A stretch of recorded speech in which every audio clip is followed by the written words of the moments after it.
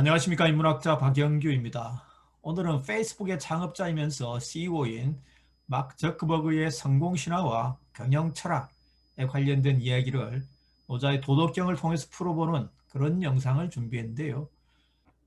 저크버그는 아버지가 치과 의사였고 어머니가 정신과 의사였습니다. 그래서 청소년기에 비교적 풍요롭게 살았죠.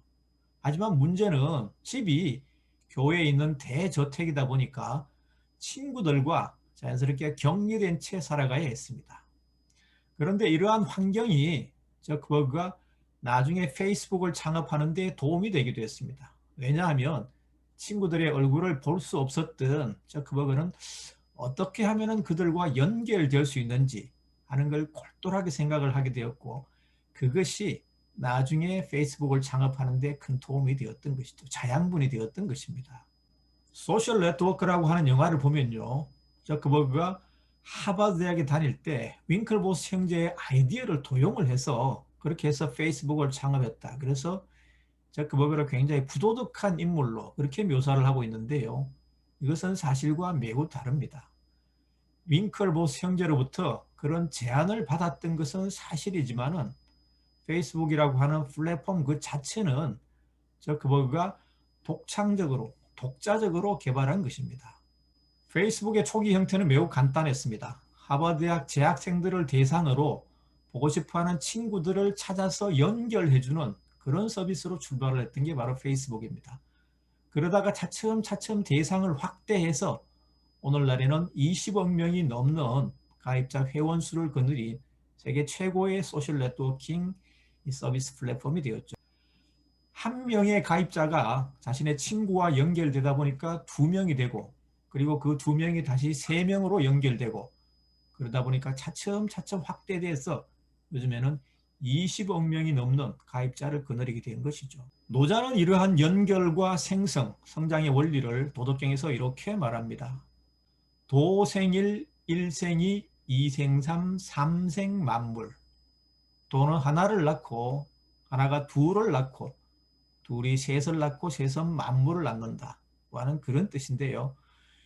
페이스북의 성장 과정에 담긴 원리가 바로 노자가 도덕경에서 말하는 이런 원리하고 똑같은 것이죠. 요즘은 굳이 초청을 하지 않아도 사람들이 스스로 찾아와서 페이스북 회원으로 가입을 하죠. 노자는 도덕경에서 이러한 원리를 천지도 불소이 자래, 즉 하늘의 도는 초대하지 않아도 스스로 찾아오는 것이다 고 얘기를 하는데요.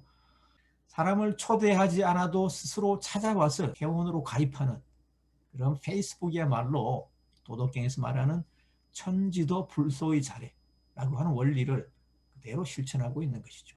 저크버그는 2004년 프리실라 첸이라고 하는 중국계 여성과 결혼을 하는데요.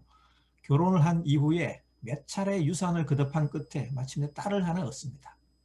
2015년 딸을 낳고 난 이후에 저크버그는 자신이 가진 재산의 99%를 사회에 환원하겠다고 발표를 합니다.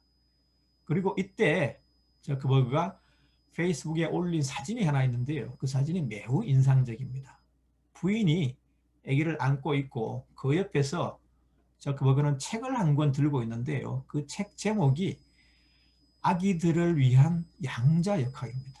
양자역학. 정말 놀랍습니다. 어린아이 시절부터 물리학의 최첨단 이론인 양자역학을 가르치겠다고 하는 페이스북 창업자의 그 생각 자체가 무척 신선하고 놀랍습니다. 실리콘밸리 천재들의 성공 신화와 경영 철학을 노자의 도덕경을 통해서 풀어볼 수 있는 것도 일정 부분 양자역학과 관련이 있기 때문에 저로서는 이 사진이 무척 마음에 와 닿는데요. 양자역학에 따르면 물질의 최소 단위인 원자의 99.9999%가 빈 공간입니다. 그래서 이 빈 공간을 모두 제거하면은 우주에 존재하는 모든 만물을 각설탕만한 크기로 압축시킬 수 있다는 것이 과학자들의 설명이죠. 노자가 도덕경에서 말하는 존재의 본질도 바로 무죠. 비움입니다. 물질의 99.9999%가 비워져 있다고 보는 양자역학의 이론과 존재의 본질을 텅텅 빈 물어보는 노자의 사상은 기본적으로 그 궤적이 일치한다는 것이 제 생각입니다. 2018년 4월 잘 나가던 페이스북과 마크 저크버그에게 최고의 위기가 찾아옵니다. 미국 의회는 페이스북이 8,700만 명에 달하는 고객들의 개인정보를 유출했다는 그런 혐의로 청문회장으로 저크버그를 소환합니다. 그 당시 언론에서는 드디어 마크 저크버그의 성공 신화가 끝이 났다. 페이스북도 이제 내리막길을 걷는다고 하는 그런 기사를 내보냈는데요. 하지만 그런 일은 결코 벌어지지 않았습니다. 저크버그는 청문회장에서 의원들의 추상 같은 질문에도 불구하고 결코 평정심을 잃지 않았습니다. 도덕경에서는 이렇게 말합니다. 경즉 실본, 조즉 실분. 가벼우면 근본을 잃게 되고 조급하면 군주의 자리를 잃는다 하는 그런 뜻인데요. 저크버그는 위기의 순간에도 결코 가볍게 행동하지 않았습니다. 조급하게 굴지도 않았습니다. 그렇게 위기를 넘긴 저크버그는 페이스북을 더 크고 강한 기업으로 성장을 시키게 되죠. 야후에서 10억 달러를 주고 페이스북을 인수하겠다고 하는 제안을 했지만은 그때도 저크버그는 결코 가볍게 행동하지 않았습니다.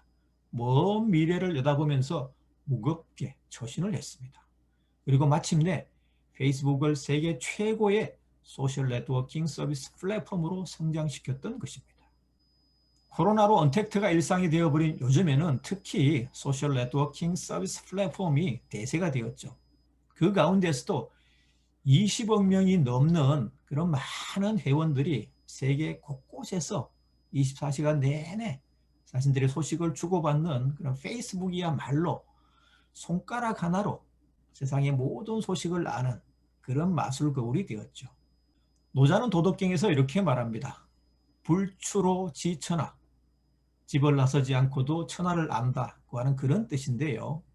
집에서 손끝 하나로 세상을 아는 페이스북이야말로 노자가 도덕경에서 말하는 불추로 지천하, 도를 실천하고 있는 그런 기업이다. 이렇게 말씀드릴 수 있겠습니다. 영상이 도움이 되셨다면 좋아요와 구독 버튼을 꾹 눌러주시면 다음 영상을 제작하는 데 큰 힘이 되겠습니다.